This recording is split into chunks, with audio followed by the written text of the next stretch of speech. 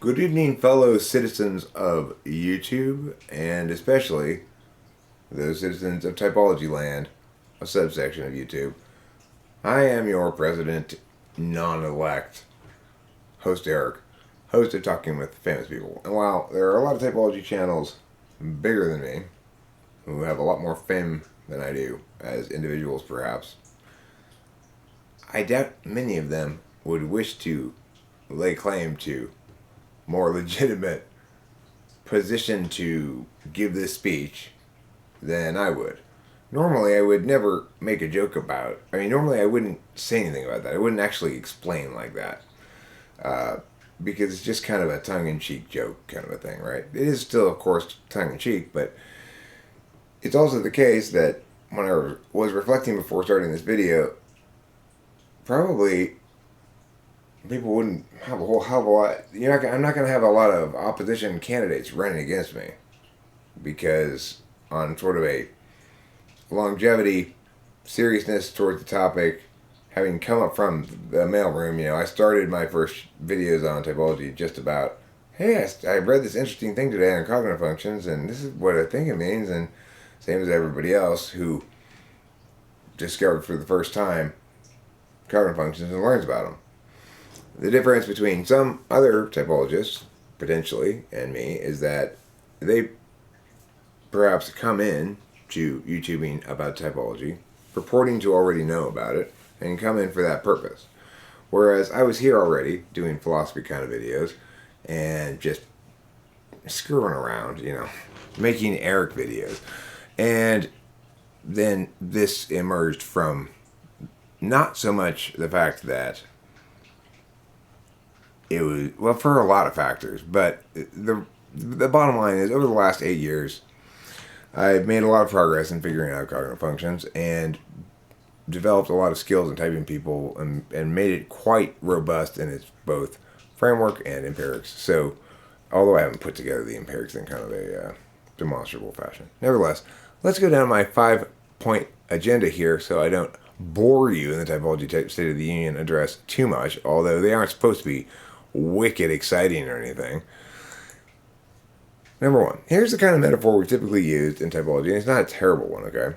So if you understand functions right, you might try to analogize the slots, especially the first four. And you might say that they're your house, car, job, and indulgence. Now, the reason I put house, car, job, and indulgence is because I want to make the point that you always have to go to the car between your house and your job, okay? It goes house, then car, then job.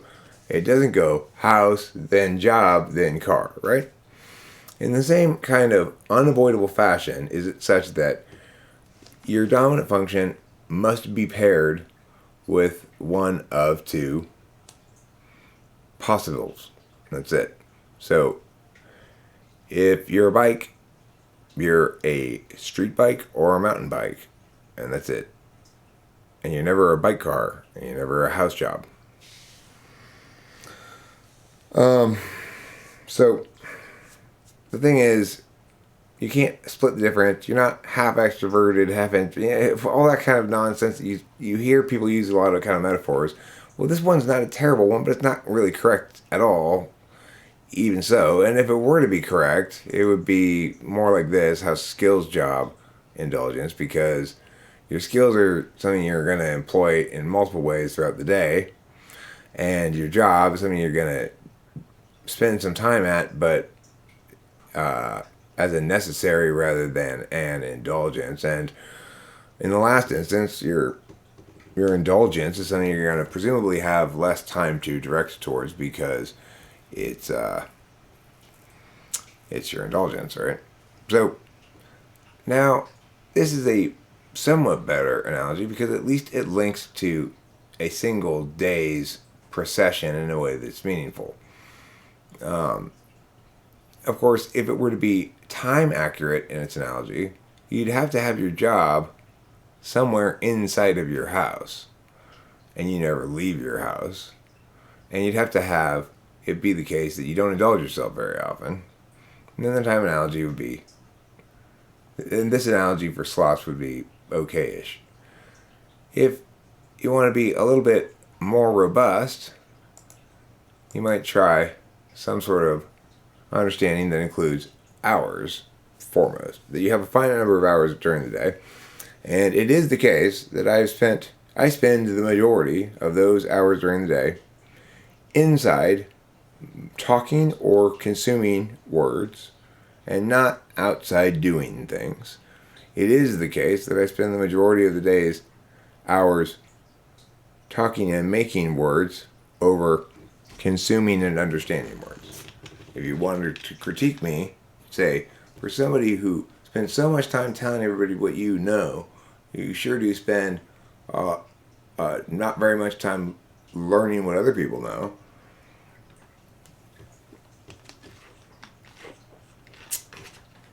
And the thing is, it would be sort of true and sort of false. Because my operational value is TI, which means getting information is something that I do when I encounter things that require sort of instrumental attention in the world. And that's all of the time, more or less. When I do pay attention to things, then I'm going to be paying attention to them ideationally, of course, because I'm that kind of metaphysical person. And I'm going to be paying attention to them logically because I'm that kind of bike. Maps. When we use these kind of analogies and other shorthand object of analysis compressing terms and whatever,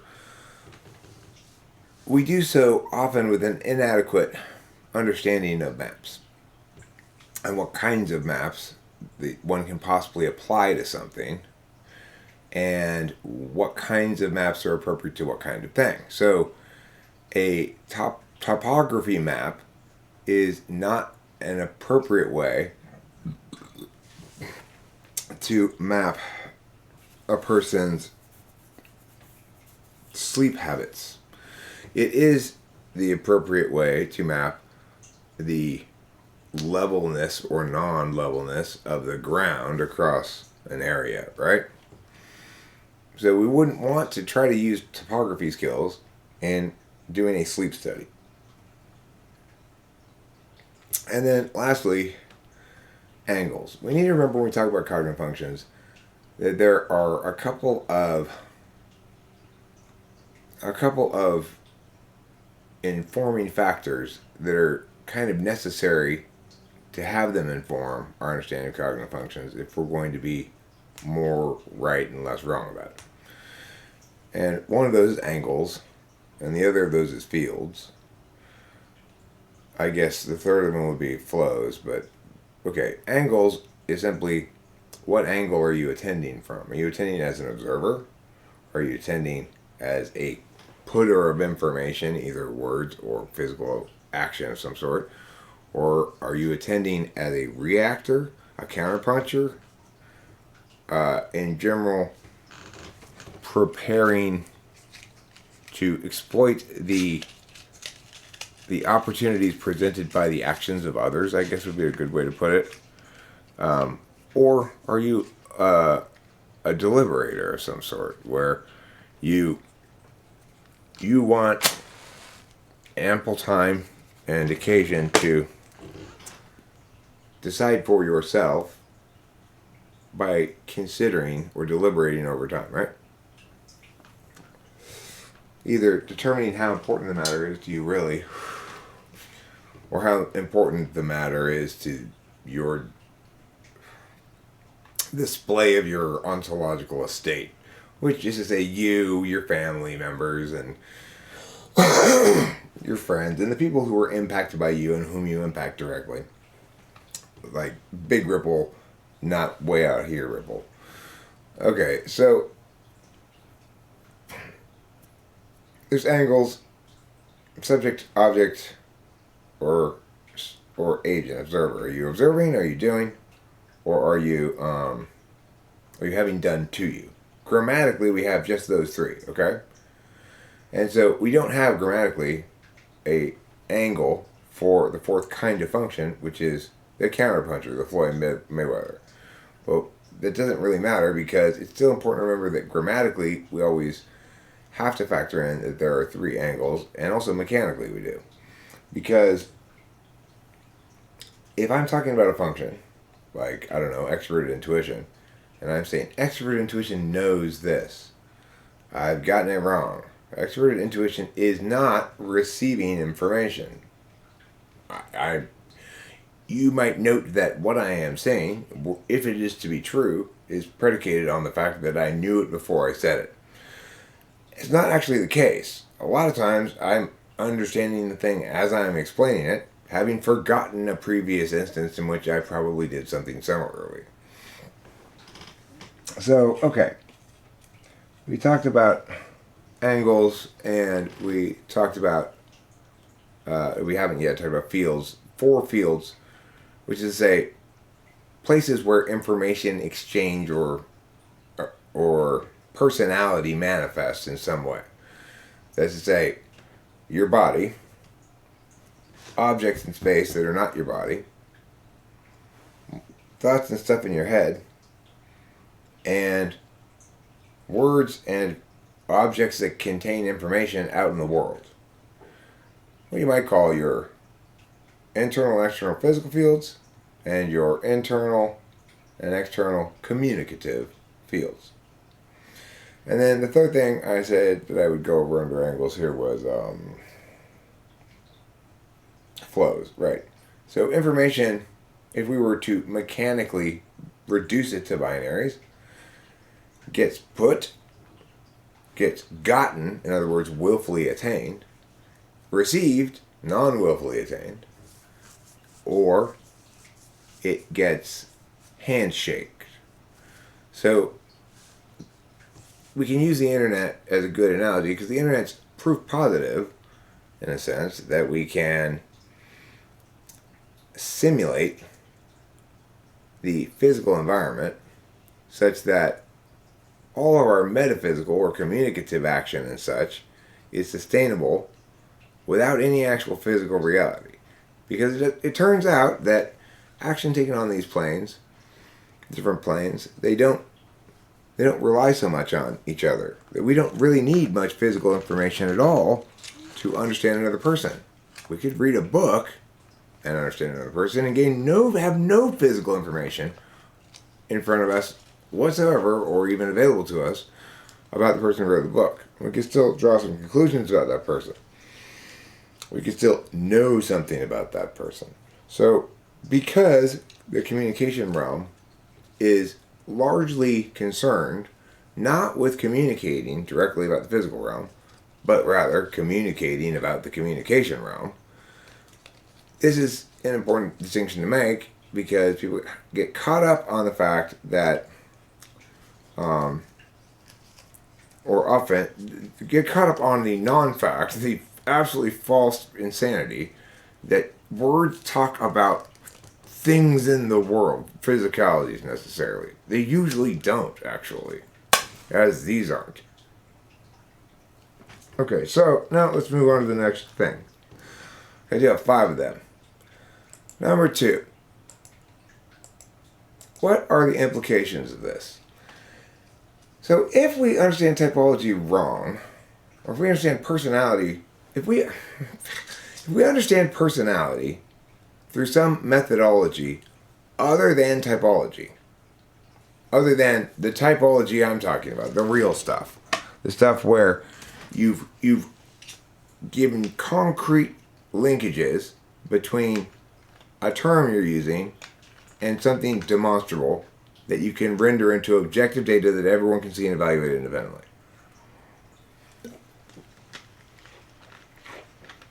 Such as skills, like making up metered verse on the fly, making up several lines or stanzas of poetry, each line after the other one rhyming, and then telling a little story, and it also being, despite being improvised on the fly, having something, good and sparkly and quirky about it, at least in a couple of spots, and the person doing it being delighted at being able to show you how good they are at that. Okay? There is a very small, very small subset of people who are like that. And it includes every single ENTP. Okay? So, when you see me on your TV acting so freely, slipped into an Eminem song for a second, sorry. But actually, it's like when you see me with what any fair person would at some points call, at least, an unbelievably facile patter that expresses really complicated concepts very cleanly. I'm not very on right now.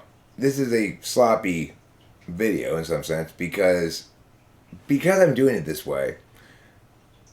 Well, how good this video comes out is somewhat contingent on my ability to keep my NI forward in my decision making, my intellectualization of my NI forward in my decision making.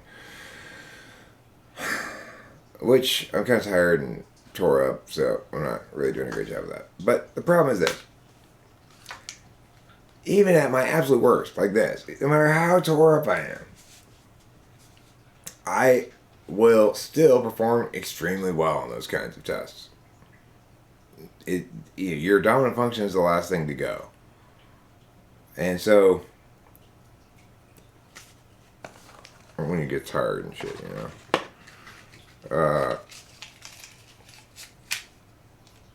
so what are the implications here?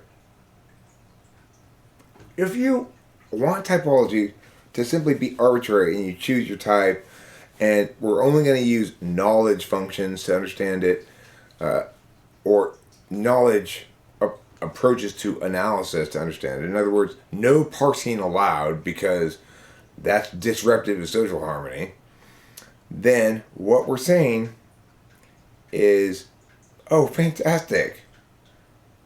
I really am super special. I'm a super rad guy. It's like, I'm not only an ENTP, but I'm like the best ENTP in the world. Almost every other ENTP I see is so much worse at being an ENTP than me. I must be a super genius and they're super shitty. They need to get better at being an ENTP so they can catch up with me. The reality is every actual ENTP is just as the same as me. I'm not special in any way. This kind of pitter-pattery thing that I'm not doing that well right now, but that sometimes, especially in live streams or, depends on how much sleep I've gotten, but if I'm on and fresh, it can be quite a thing to behold, frankly. They can all do it. Every real ENTP can do it. When I watched CJ today, and I hate the fact that I can't declare him officially an ENTP because I've never typed the guy, but he's got to be. He doesn't press nearly as hard on the TI operational value in ways that others can see that I do, but I see it underlying lots of shit that he says, and I think he's just, Enneagram 9 rather than 7 rather than 8. Enneagram 9 in the tri-type rather than 8 in the tri-type like me. Sorry to muddy shit with Enneagram. I know, wouldn't it be great if there wasn't this additional thing that explained a subset of FI that was actually quite relevant to affect?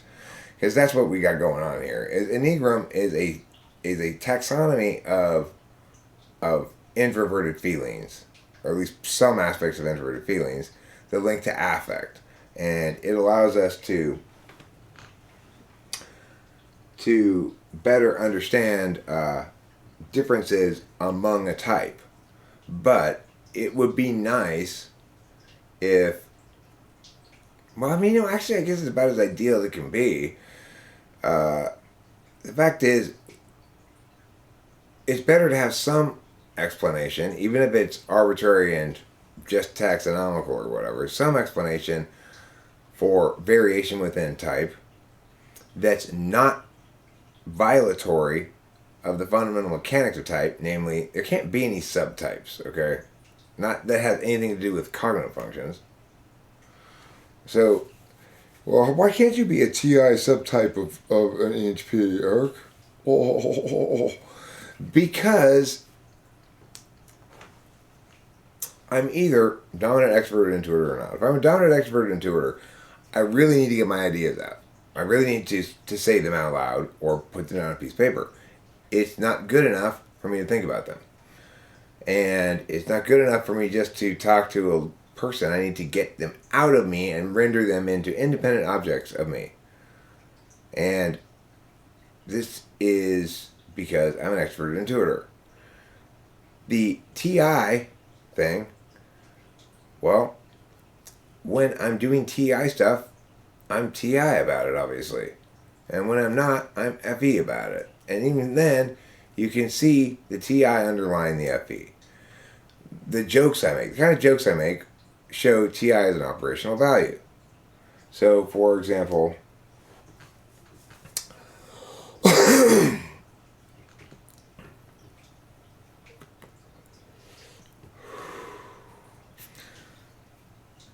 what a weird-looking cat you are. No cat, Sasquatch.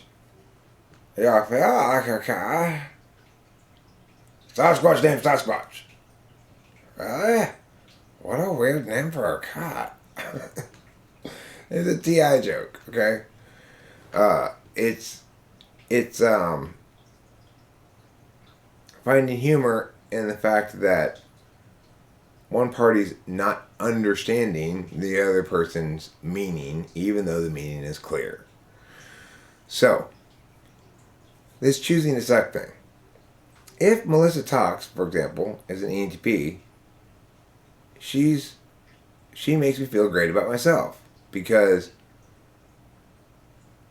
wow, she sucks so much more than me at being me. And also, I feel the same way about Club ENTP. If, in fact, he's an ENTP, he's a shitty one. Because I'm so much better at being me than he is. You know what is not the case, though? I'm not so much better at being me than Isaiah Rude, who's very much like me, although he's way younger, who's just as prolific in his ideation, who's just as prone to write a bunch of different rap songs, blah, blah, blah. Now, granted, older ENTPs have an advantage over younger ones because they have SI, which gives them more time put into actual discipline development, skills development that don't link to cognitive functions, things like martial arts or a musical instrument or things that you can never master and that have, but that you can continue getting better at. Okay, so we do have an advantage, but in things that you can test on the fly, you will see no advantage in host Eric over Aga, over Isaiah Rude. You'll see a little bit of an advantage over Born because she doesn't speak English as fluently as I do. But if we did it in her language, you'd see a huge advantage for her. So, and or Jeffrey. Jeffrey is, you see in Jeffrey somebody who's much more of a type 1 Enneagram, much more like, he doesn't get mad, and he's not a 7, that's for sure. Maybe he's a 3, I don't know. I think he's a 1. I don't mean to muse, but the point is, he can also do these same things. You ask him, even though he's in high school. I've done these sort of tests for even 6th graders and stuff. Same thing. Now, note, there are not very many real ENTPs. And so this then prompts somebody to say, see, Eric, you just think ENTPs just like you are the only ones who are real, but that... Yeah. Okay, so what you're saying then is, Eric, that's just because you're so much better than all the other ENTPs. But I'm not. It's just that we're quite rare. And if you think you're an ENTP and you're not good at these things, all of them, not just being ideational, making a lot of jokes, not just having a variety of perhaps media via which you convey or want to convey things. Look, ENTPs are not necessarily huge makers. I am a maker of things, lots of stuff, but I haven't always been, and not all ENTPs are. But what they all have is this vast repository of ideas and words, and a tendency to wordsmith, to like to be clever, to like to make people laugh, or at least to like to impact them on an FE level that they want, either to make people respect them, or to make people think or to make people like them, whichever angle they go. But you can see also the kind of implicit self-loathing just underneath the surface, in some, if you press in the right direction. If you start asking FI questions, you can see that really there's no sense in an ENTP of why the ENTP themselves is worth anything. If you ask those kind of questions in the right kind of ways, you'll reveal that about them. So, it's like, if Melissa talks to an ENTP, then she's a really terrible one compared to me. In other words, she's way worse at being an ENTP than I am. She's not clever, funny, insightful, improvisationally bountiful, etc. Right? And if she's really an ENTP, then being objectively self-critical is unavoidable. It's a default. Unless you're totally broken and narcissistic, like occasionally an ENTP will be, but that's true for any type. Anybody who's broken, anybody who has accountability avoidance syndrome, typology doesn't matter. That thing wins over typology because it's they're broken because something that needed to be a necessary component of a human being that needed to be established in a formative stage early in childhood was lacking. And it's basically links to abuse, So, okay. The point is, accepting those kind of cases,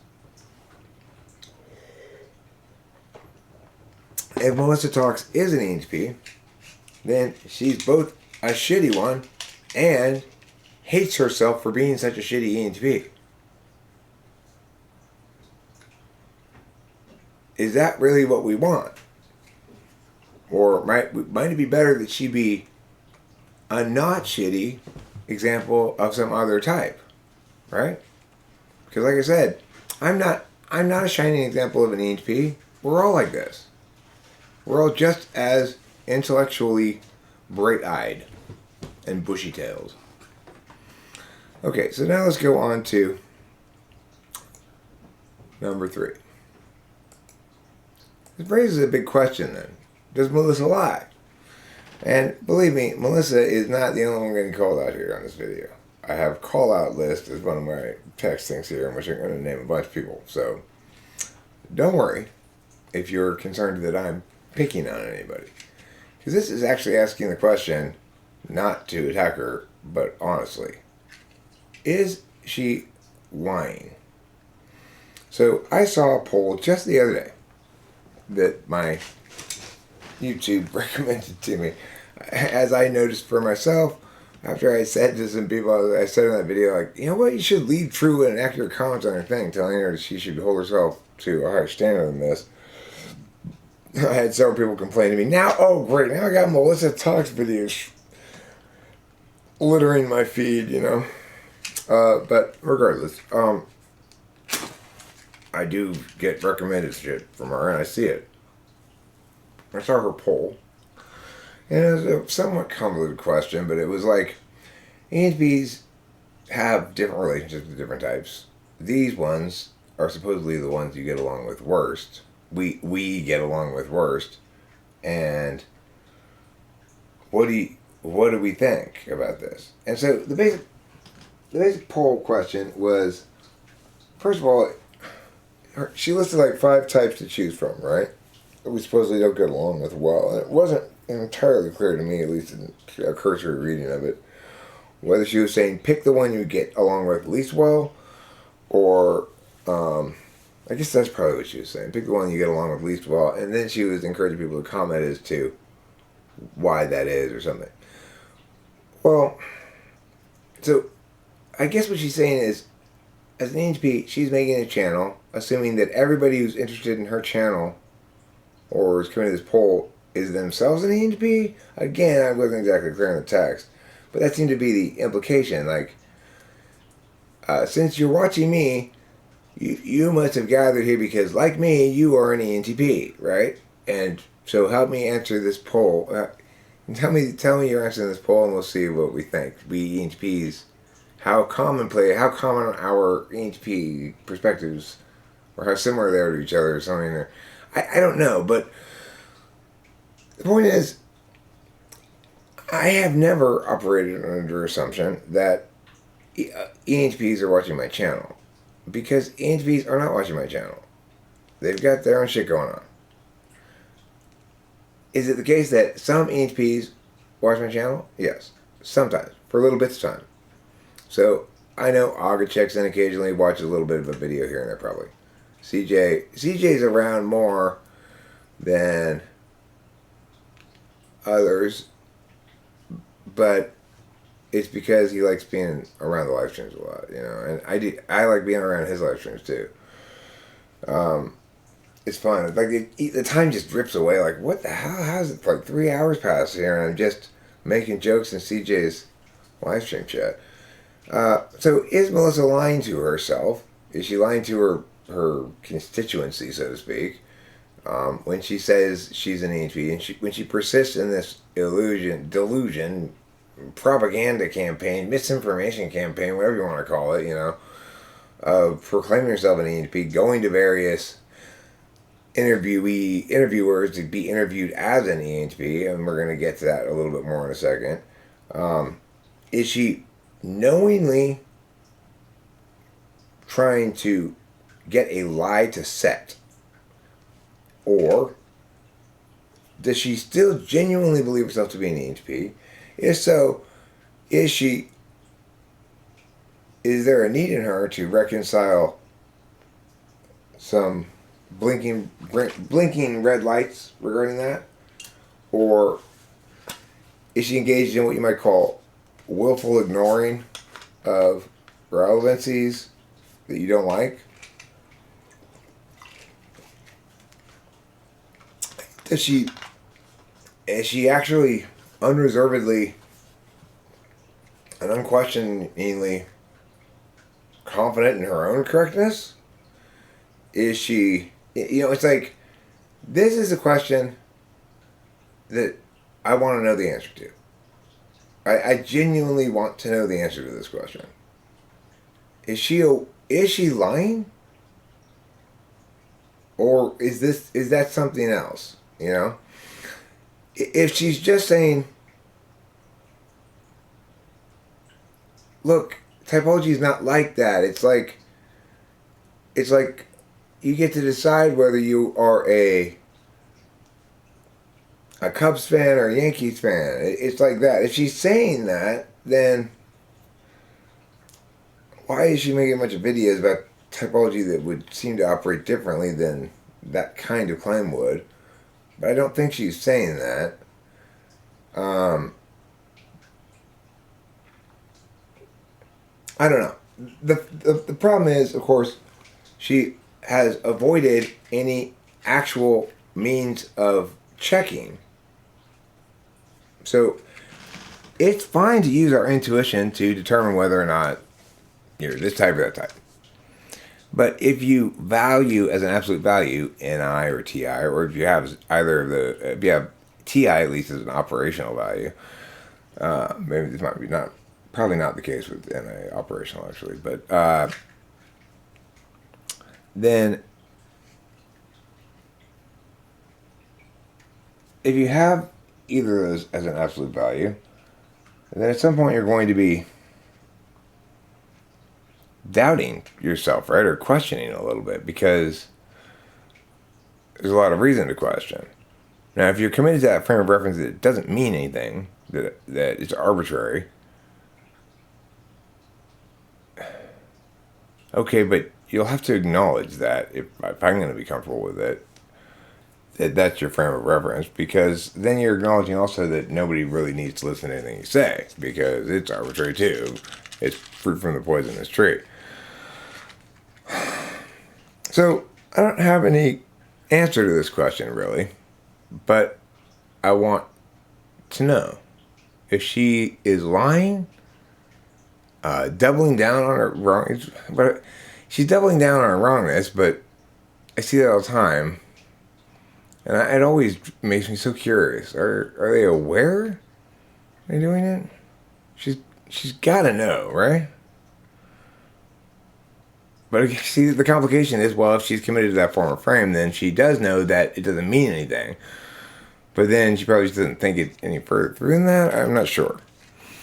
Anyway, enough about her. Let's bring up the call out list. Thor. Did you interview Melissa Talks and then have the temerity to make a video about CSJ when you didn't call her ass out? I didn't watch your video, okay, interview of her. I did not watch it. But I have it on secondhand knowledge that you were nice, expressed sympathy, that, yeah, you obviously hadn't watched the Type Police video that she got so upset about, because Rachel and I were super nice in it. But, you're sympathetic, but, but you didn't challenge your type at all. What's up with that? You have a responsibility too. C.S. Joseph. Oh, I still have a strike for bullying you. Can you believe that shit? I have a permanent strike on my record from like years ago now for bullying you. For bullying C.S. Joseph. Me. Bullying him.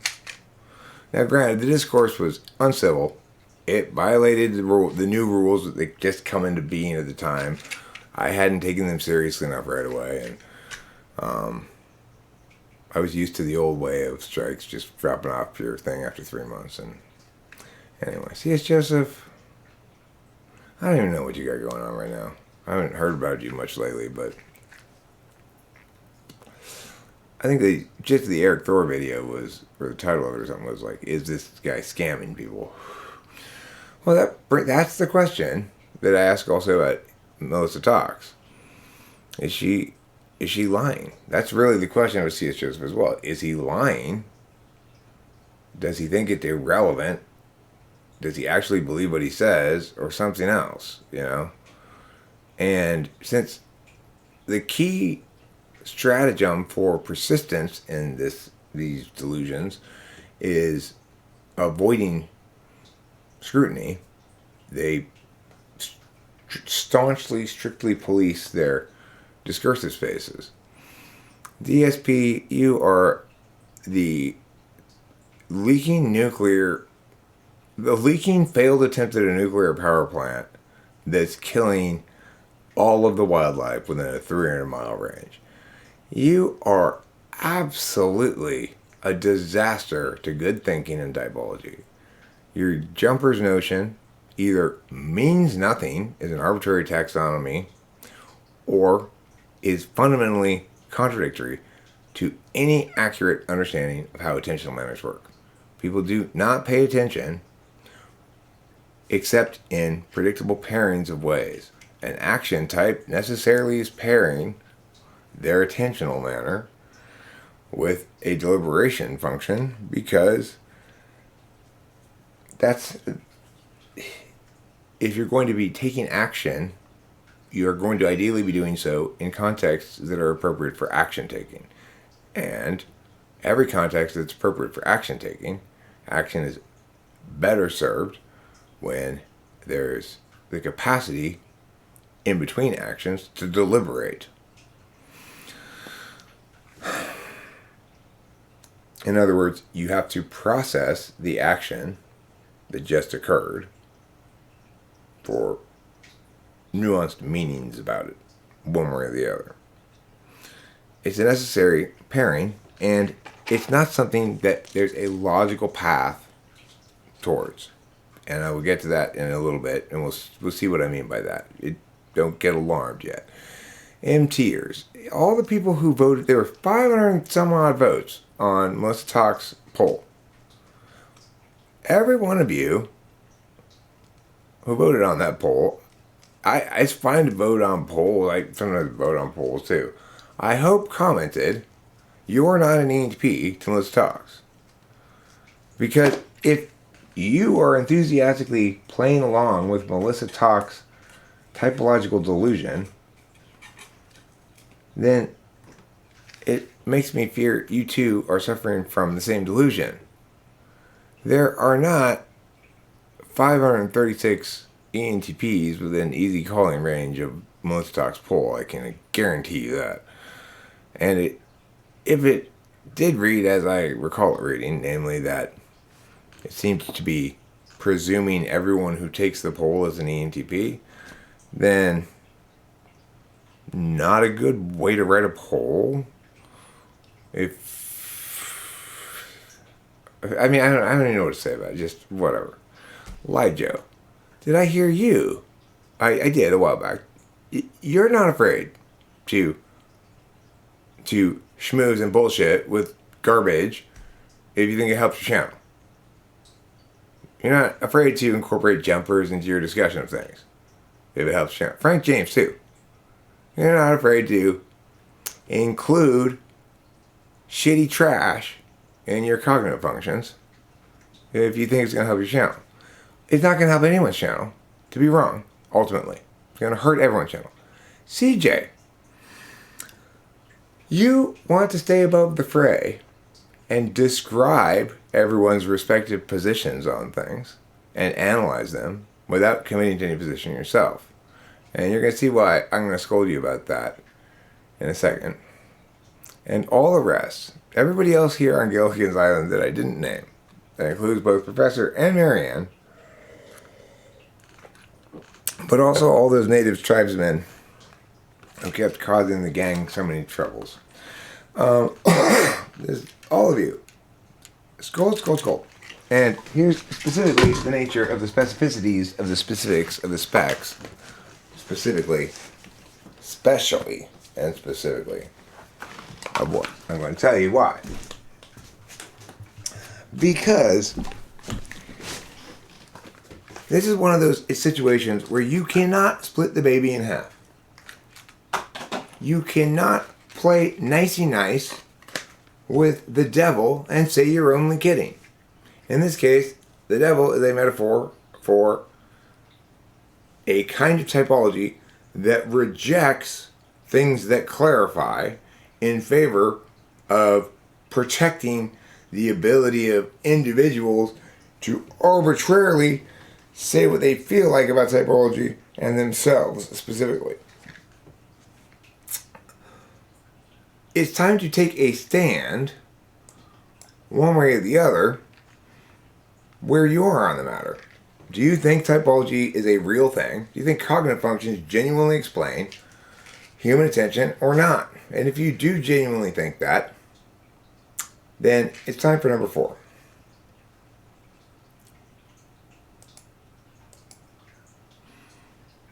Albert Einstein wrote this: no logical path leads to elementary laws. Remember I said no logical path earlier, right? There's no logical path that establishes that action and deliberation have to go together, and that you couldn't have action and knowledge. It is instead just the intuition that rests on an empathic understanding of experience. Some people have better intuition, some people have worse intuition on that metric. In this state of methodological uncertainty, in other words, I can't articulate to you exactly how or why it came to be the case that the statement I'm making is true, even though it is. One can think that arbitrarily many, in themselves, equally justified systems of theoretical principles were possible, which is where most everybody in the typology community is on typology right now. That everybody's system, everybody can have a system. There can be arbitrarily many, and they can all be equally justified. And what are they justifying? What's being justified is a system of theoretical principles, mechanics of concepts. What's an example of a system of theoretical principles? Cardinal functions.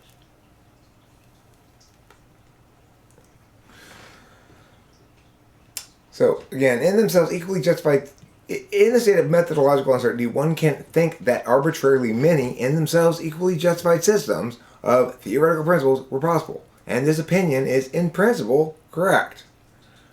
But the development of physics has shown that of all the conceivable theoretical constructions, a single one has, at any given time, proved itself unconditionally superior to all others. This is maximally so when you get into the kinds of theories that engage the metaphysical part of humanity rather than the physical part of the world. That, in other words, when you get into parts of physics that require agents to be involved, sentient agents to be involved, or observers to be involved,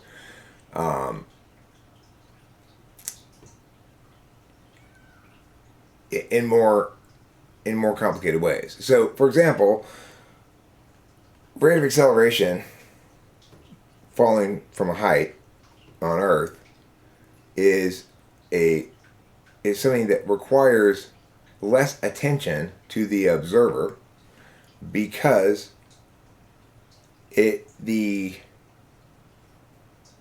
frame of reference it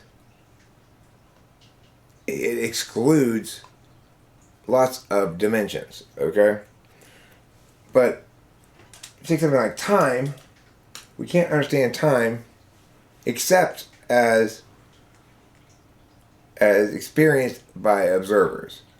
We can conceptualize falling as experienced by a rock, but not time. We can see the impact of natural agents like wind, water, erosion, etc. upon a rock, and we can declare that time has passed and the rock has changed, but we can't conceive of a rock experiencing time without personifying it, without pretending it's a person. We can conceive of a rock falling from the sky out of a plane or something without pretending it's a person. So that's why relativity required the, in my opinion, preferable, but the second kind of theory that Einstein articulates. And Einstein articulates two kinds of theories, one of which is the kind that relativity is, and it deals with basically physics of things that are enmeshed with sentient agency, like cognitive functions, okay? So, remember, Einstein wrote this, not me. People don't like to believe Eric when Eric said something. And I've noticed this plenty of times, that people are much more willing to believe something that Albert Einstein says than something that Eric says. Even though I have never said it as eloquently as Einstein did there, or as concisely or as clearly, but I've been ham-fistedly talking through those kinds of concepts about kinds of theories and such for years now, right? I was so delighted when I found that piece of writing by Albert Einstein. And yes, I'm not shitting you. I'm not pretending. Actually, it's by Eric. No, it's actually by Albert Einstein. You can Google it yourself. Number 5. This is a typology State of the Union speech. And this is relevant. Mindy's Club. So, for those of you who aren't aware, I've got a shorts channel going on. Me and Rachel do. You know, Rachel's Mindy's voice when she's awake. And anyway, like when I'm making shorts and she's there, she's Mindy's voice, and I often will put off Mindy's parts until she's on set, so to speak. But she's the main character, and I do most of the other voices. Anyway, it's a shorts channel, and it's doing quite well as a shorts channel. So there's a lot of things that are, the reason I'm bringing it up at all is because it's occupying it's going to be for the foreseeable future occupying an increasing amount of my time. How much time can it take to make 15-second maximum long videos, Eric? Surprisingly long. If you want it to be good,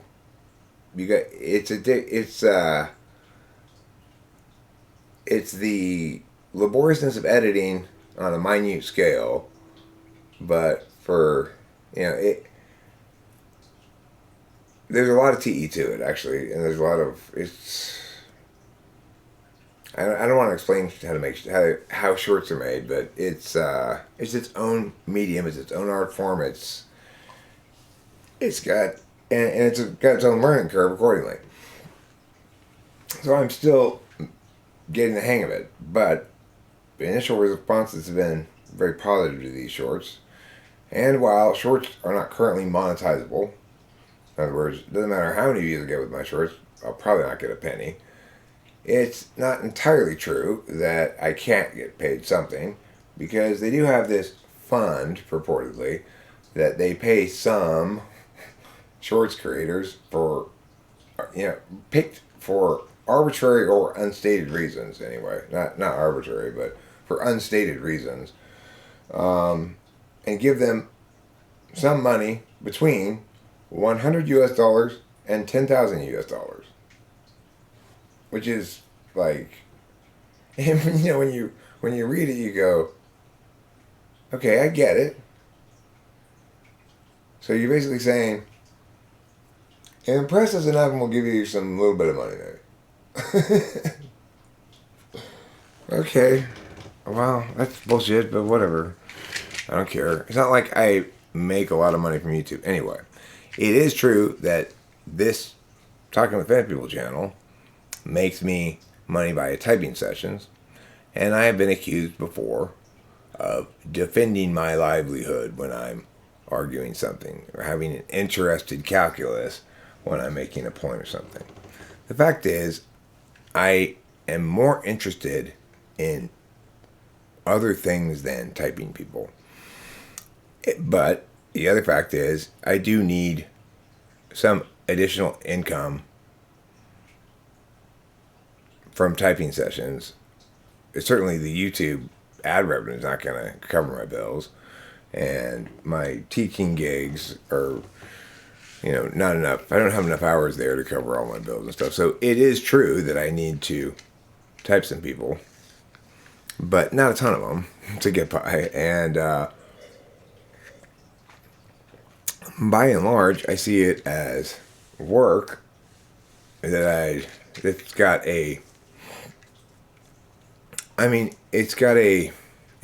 got structurally a bad ceiling structure.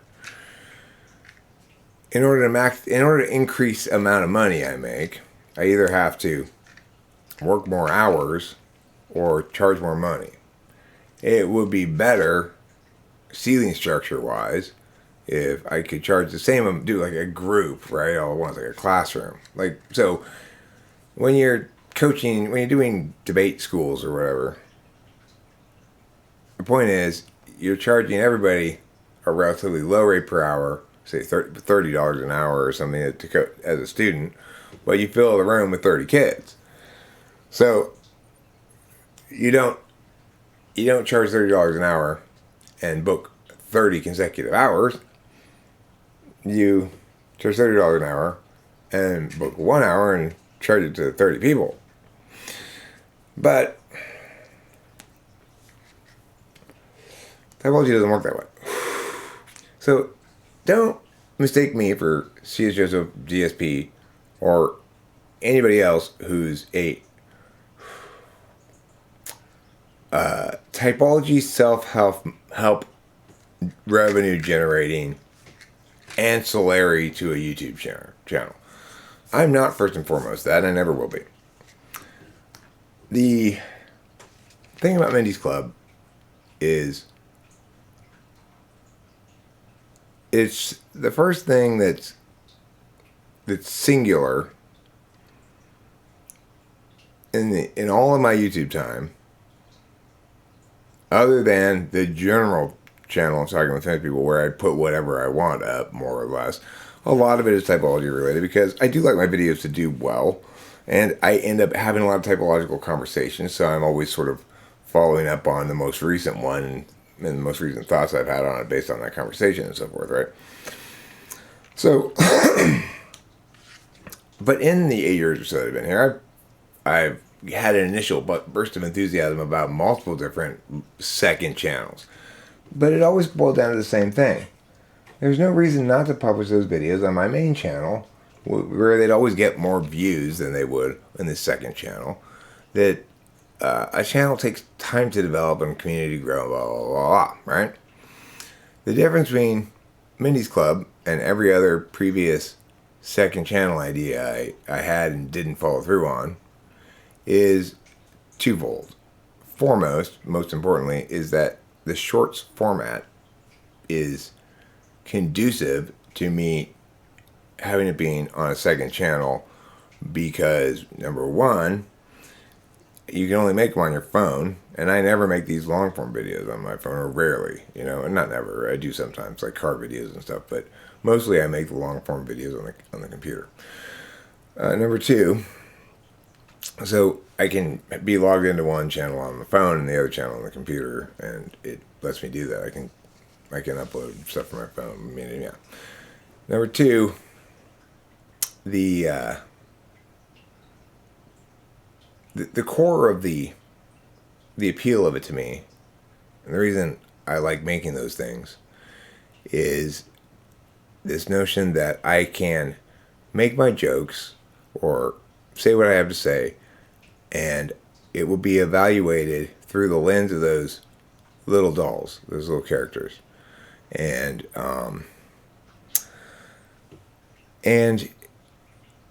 so my words will be treated. They'll suffer less of the poisonness that comes from being associated with me, my physicality, and being in general. If you're a 24-year-old or whatever and you see one of those Mindy's Club shorts, you've seen it on the shorts feed, not because you know anything about me or my channel. The reason that channel Mindy's Club is doing well is not because I've exploited or taken advantage of at all my existing subscriber base from talking with famous people. In fact, I've purposefully been very not promoty about it because I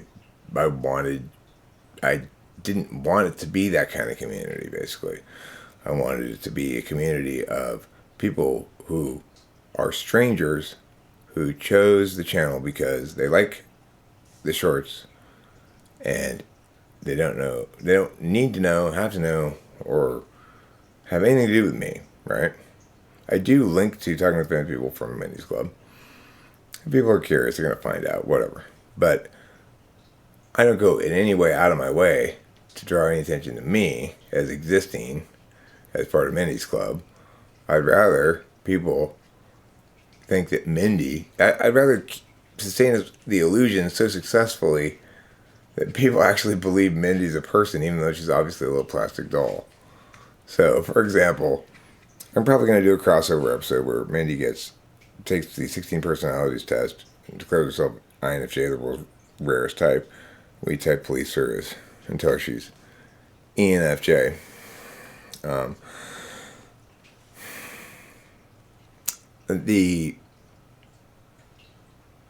remember where I was going with that bit, but the point is this. And I started this shorts experiment with this channel, Mindy's Club, on the 12th of March. It'll be 28 days on the 9th of April. And on that day, I'll make a update video on my month-long shorts experiment. Well, I can tell you it's going gangbusters. Like, last I checked, and basically I had done nothing on the channel. I had done a little bit of something on the channel months prior, but more or less I've deleted those now. Anyway, now it's nothing but Mindy's Club. So Those stats are gone anyway. So the point is, so far we've got like 200,000 views, and last I checked, like 240 subs in fewer than 28 days. We've got a few days left, and it's building momentum. So earlier today, I was looking at the update live numbers and stuff, and we were staying right at the 37,000 for the past 48 hours range. Is moving along there, right? Now it's probably down a little lower because time of night, etc.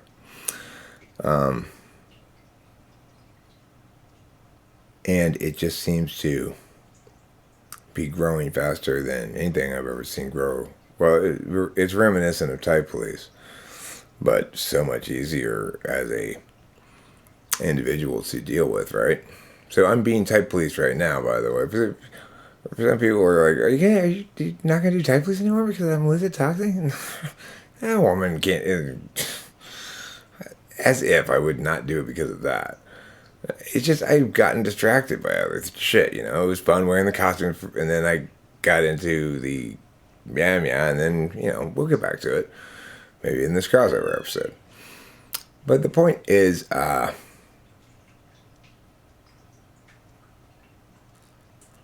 if you want to get typed by me, this is also maybe the point of all this thing too. If you want to get typed by me, you should probably try to do it relatively soon. It may not be the case that it'll always be possible to get typed by me. And it may not be the case that I'll ever make any money from Mindy's Club on YouTube.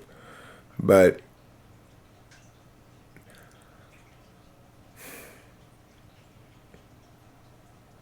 I see it as it has a lot of potentials, ways in which it can pull me away from this typology community entirely. I see it as here's my 2-second elevator pitch. Good. Robot chicken, but good. Robot chicken is terrible, right? And why is it terrible? Well, it's predicated on so much SI stuff, not enough N. And I don't know who made it, but it's not well written enough. That it's just not funny enough. It's not good. It has some funny moments or whatever, but... And I'm not saying Mindy's Club's absolutely fucking hilarious, but the difference is Mindy's Club has an original set of characters and a growing and rapidly growing mythology of this reality show and storylines that are already threads that are in the works in our heads. Rachel and I talk about it all the time. This is potentially the sort of thing that any network, if I could sit down with the right person from the right network, I could say, look, you should invest in this thing and produce this because you're talking about absolute minimal production costs. And in other words, most of the production costs of most of the things you produce are not here in this thing. You have to pay actors, caterers, whatever, like you do if you produce a show like Daybreak, which has Matthew Broderick in it or something. You probably need to send me a couple tech guys, you know, like one guy to do the cameras and stuff. I'd probably have to still do some of the editing myself until we got that settled out, but it would have to probably be something a little bit more long form than just an assemblage of shorts. But that's fine because I'd like to work in a slightly longer form in the sense that it's hard to tell stories like the way that I'm trying. Because the shorts are these little 15-second jokes or whatever. But in my mind, they're teeny pieces of these larger stories. The shit that's going on. And, you know, it gets told as implied mythology via what is revealed in the shorts, but there's no or little to none, basically zero kind of means or there's a little bit. There's a little bit of capacity to voiceover, to narrator, to in a galaxy far, far away, that text going up the screen thing. You know, those mechanisms that storytellers have to provide information about the frame of reference that's necessary. And Rachel and I were talking about some potentialities for that in the car, such as making a channel trailer short explaining the concept that they're on a reality show and all together in one. Yeah. Anyhow, I'm rambling a bit here in my musings because, as I said to Rachel earlier when I was about to take a bath, my head is bursting. It is absolutely bursting like it never has in a long time anyway. I've got too many things that I'm actively ideating to keep track of at the same time. There's too many things I want to say, too many plans I want to execute, too many storylines I want to realize, too many good jokes I've got in mind that I want to make as shorts, too many blah, blah, blah. I am jam-packed. I need to respond to Aga in an email and say, unless this is very little time commitment, I cannot do it. I thought about it a bit. It's like, right now, everything's important and there's not enough time for anything. Or put it this way, everything's important, and by the time you get done by the time you've directed your attention to some important things, the day's gone. So anyway, my point is, if you want me the point is, I could use some cash, which is partially why I mentioned hey, get a typing session from me. Because, not because I'm necessarily super broke right now, because I feel guilty because I accidentally spent too much money at the rock store today. I didn't check to see how much the big one that was getting cut open was before I picked it out of the bin. Turned out to be like a $60 geode. So I spent a little more money at the geode store than I wanted to. So I feel like this would be a good way to make me not feel mad at myself because I did something to make that $60 back. Anyway, not very presidential, Eric. This aimless meander through yesterday's tomorrows is not very presidential. Well, I may be a lame duck president. I may be moving on. I may be playing with dolls from now on. When you really grow up and arrive and get where life has afforded you important things to deal with, it's assigned you to be in charge of playing with dolls. I gotta tell you, man, it is fun as fuck. It is the funnest thing I've ever done. It's so fun making those shorts, going to random places in the world and just coming up with random little jokes and then making them happen in these shorts. It's super fun. I spend so much time laughing. And that's the beautiful thing about it is there's no arguments to be had. You don't like my short, you just thumbs down it. And you know what? I don't mediate the comments there. I'm not the one in charge of that kind of shit. Mindy does. And she's got no problem with astroturfing the fuck out of stuff. So everything's all roses and kisses over there. Sure, I got plenty of thumbs down on some of those shorts, but that's, I think, implicit to shorts. They seem to get a much higher thumbs down ratio than longs do, no matter what it is. It could be the most innocuous thing in the world, But there also does seem to be a meaningful link between quality and success. So I'm hopeful about this, basically. Even if it doesn't pay off, I'm positioned to get carried away in this labor of love enough that, I'm not going to necessarily... It's certainly not going to be the case you'll always be able to get a typing session for $65 from me. And certainly not always going to be the case that I'm going to be as accessible as I am now. And for those of you who voted on that poll a couple, I don't know, maybe I put up a year ago. When will I get to 10,000 subs of Talking with Famous People? Yeah, never, and like never was a lot of people.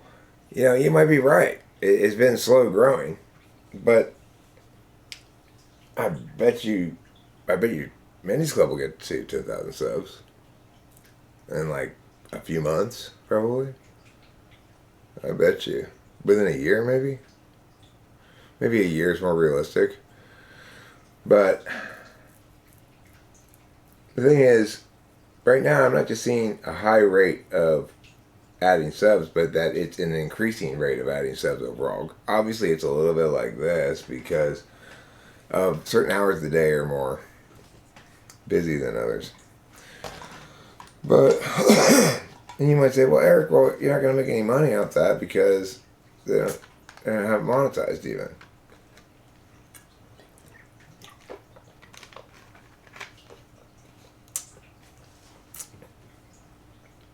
I don't know. It seems to have a high ceiling somehow. If I could get 1 million subs, I could probably get a meeting with a network person. You know, it might be possible to get a meeting with somebody if I had 1 million subs. Am I gonna get 1 million subs on Mindy's Club? Probably not. But it's more likely to happen there than it is here at Talking with Famous People. That seems obvious. Because here, I have been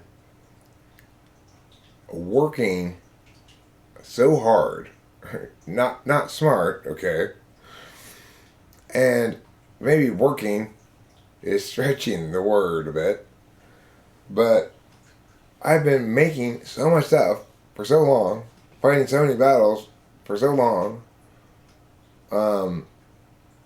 honing typing skills for so long, improving my video making skills for so long, and I continue to see gradual, steady growth at an alarmingly slow rate. So it's natural that I'm going to get excited about something that seems to have a much higher ceiling and a shorter time frame. And that's all the juicy parts for me. The FE, parts, making jokes and making myself laugh. You know, it's like I can tell when they're good because I can they make me laugh. They make me laugh when I think of it in the first place. Sometimes they make me laugh so I can't even get the joke out in the first take. And then I just can tell this one's. I don't. It's not that I can tell. It's that I just think it's hilarious and I'm laughing at it. And then the ones that don't really make me laugh, I know those aren't very good. And I'm getting better at. I'm becoming a stricter editor. In terms of inclusion, I'm not including medium ones as much because I no longer am thinking about it in terms of wow, it seems like random shit hits on the shorts feed, which was not correct really. Turns out my shorts are good. They're notably good. My long videos are good too.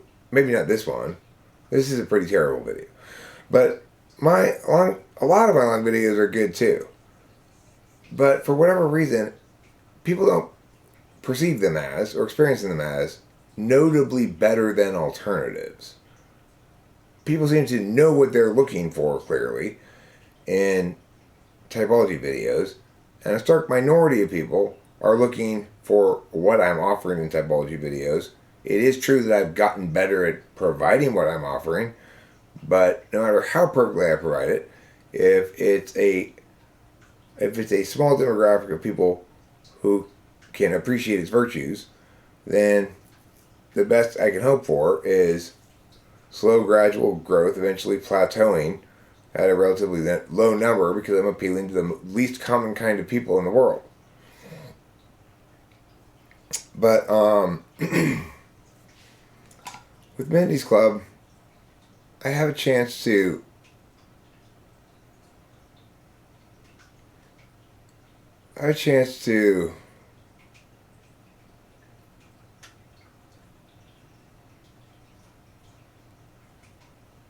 be a comedian without having to stand on a comedy stage and be a comedian. I get a chance to be a comedian without having to carry around with me an identity. So, whatever, let's say you're a comedian. It doesn't matter who you are, you get up on stage, you've got your physical body telling a story to people right off the bat. And it may be, aspects of that story may be good, aspects of that story may be bad, depending on the person, blah, blah, blah, blah, blah. But I am a heavily metaphysical type in ETI, and I love having my ideas judged on their merits, divorced from my physical body. And that's one of the main things that allows me to do. Okay, so this is the worst video that I've uploaded in a while.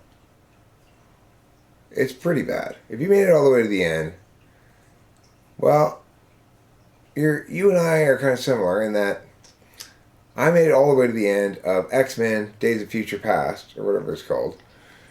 And it was a pretty bad movie all the way through. I was shocked that it made it to the number 2 X-Men movie, best X-Men movie, the second best X-Men movie on that list, on that thing I saw, where I looked up, what are the best X-Men movies? Because I hadn't seen it. I thought, oh, we'll see which is a good one. That's the second best one. That's the second best one. Those things are garbage. Anyway, I'm turning around and just, because I'm tired. Those things are, ew, how are you? All right, everybody. I love you all. Thank you. God bless America. God bless the Typology State of the Union. Those people I called out, hey, take a stand. Am I right or not? If I am right, I'm exclusively right. And commit to the fact that Eric knows what he's talking about. To the extent that I'm unsure about typology, I will refer the question to Eric and get an answer about it. If asked by other parties about typology, I will concede initially that I've actually turned over a new leaf. I listened to Eric and I said, you know what, he's right. Instead of operating as the expert here, colleague with Eric, with similar kind of expertise, equally valuable, blah, blah, blah, I'm going to acknowledge that he's the expert here, and that we are all needing to learn from him, and do it his way, and standardize this shit, and then we'll be a powerhouse. Then maybe we won't have such a small ceiling, right? Of course, that's the really bullshit, because the thing that people like typology for is like Frank James videos for making fun of the types in not hurtful ways that poke gentle fun at obvious stereotypes that resonate with anybody who knows the matter on a really shallow level and doesn't care about things being intuitively interesting at all. I mean, the thing is, I'm not dissing Frank James at all. I think his little videos are pretty funny. I think he's got some good ideas. He's chosen his doll figures to play around with are MBTI types. Unfortunately, MBTI types is a terrible thing to try to treat as doll figures because of all the shit I said earlier in this video. Anyway, I love you all. Have a great time. Don't forget to dream typological dreams. Dream a little dream of me. If you want to book a typing session, PayPal me $60. My email address is ssuartscire, eric_strauss_@gmail.com. And I will shoot you an email saying, okay, thanks for buying a session. What day and time do you want? Usually people get their first choice. I'll send you a calendar invite with a meet link. It's easy squeezy. And it's worth it. You'll love it. No, you don't have to publish. No, you don't have to record. Or you can publish. Or you can decide later. I can record and share with you privately via Google Drive. That's entirely up to the discretion of the client. Yeah, if you want a good typing session, you should hire me to do it. Because I'm the best, #1 in the world.